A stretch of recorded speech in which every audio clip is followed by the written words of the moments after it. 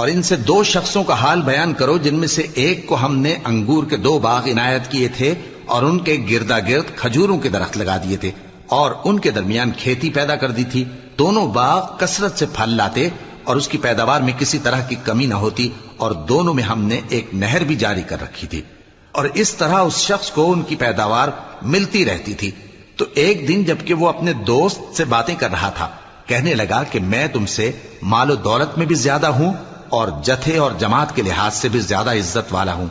اور ایسی شیخیوں سے اپنے حق میں ظلم کرتا ہوا اپنے باغ میں داخل ہوا. کہنے لگا کہ میں نہیں خیال کرتا کہ یہ باغ کبھی تباہ ہو، اور نہ خیال کرتا ہوں کہ قیامت برپا ہو، اور اگر میں اپنے پروردگار کی طرف لوٹایا بھی جاؤں تو وہاں ضرور اس سے اچھی جگہ پاؤں گا. تو اس کا دوست جو اس سے گفتگو کر رہا تھا کہنے لگا